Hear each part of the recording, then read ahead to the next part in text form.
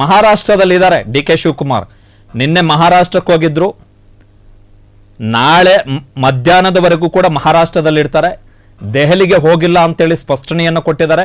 ಹೋಗಿದ್ರು ಒಂದು ಖಾಸಗಿ ಕಾರ್ಯಕ್ರಮ ಅಂತ ಹೇಳಿದ್ದಾರೆ. ಖಾಸಗಿ ಕಾರ್ಯಕ್ರಮ, ರಾಜಕೀಯ ಭೇಟಿಯಲ್ಲ. ರಾಜಕೀಯ ಭೇಟಿಯಲ್ಲ ಅಂತ ಹೇಳಿದ್ರೆ ಕಾಂಗ್ರೆಸ್ ಅವರನ್ನು ಮೀಟ್ ಮಾಡಕ್ ಹೋಗಿಲ್ವೋ ಅಥವಾ ಬೇರೆ ರಾಜಕೀಯ ಲೆಕ್ಕಾಚಾರದ ಕಾರಣಕ್ಕೋಸ್ಕರ ಬಿಜೆಪಿಯ ನಾಯಕರ ಭೇಟಿಗೆ ಏನಾದರೂ ಹೋದ್ರ ಡಿ ಕೆ ಶಿವಕುಮಾರ್? ಏನಾಗ್ತಿದೆ ಹಾಗಾದ್ರೆ?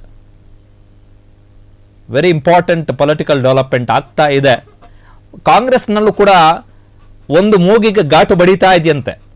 ಒಂದು ಮೂಗಿಗೆ ಗಾಟು ಬಡಿತಾ ಇದೆ. ಡಿ ಕೆ ಶಿವಕುಮಾರ್ ಈ ತರ ಮಾಡಬಹುದು ಎನ್ನುವಂತ ಗುಮಾನಿ ಕಾಂಗ್ರೆಸ್ನ ಒಳಗಡೆ, not even in Karnataka, even in Delhi, ದೆಹಲಿಯಲ್ಲೂ ಕೂಡ ಒಂದು ಘಾಟು ಹೊಡಿಲಿಕ್ಕೆ ಶುರು ಆಗ್ತಾ ಇದೆ. ಪರಿಮಳ ಬರ್ತಾ ಇದೆ ಒಂದ್ ಕಡೆಯಿಂದ.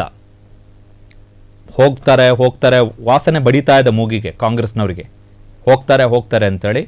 ಸೊ ಹೋದರೂ ಕೂಡ ಅಚ್ಚರಿ ಏನಿಲ್ಲ. ಸೊ ಇದು ಈ ಕ್ಷಣದ big political breaking news. D K Shivakumar ಬಿಜೆಪಿಗೆ ವಾಲಿದರೂ ಕೂಡ ಅಚ್ಚರಿ ಏನೂ ಇಲ್ಲ. ಕ್ಷಣ ಕ್ಷಣದ ಸುದ್ದಿಗಳಿಗಾಗಿ ಫ್ರೀಡಂ ಟಿವಿ ಸಬ್ಸ್ಕ್ರೈಬ್ ಮಾಡಿ, ಲೈಕ್ ಮಾಡಿ ಹಾಗೂ ಫಾಲೋ ಮಾಡಿ.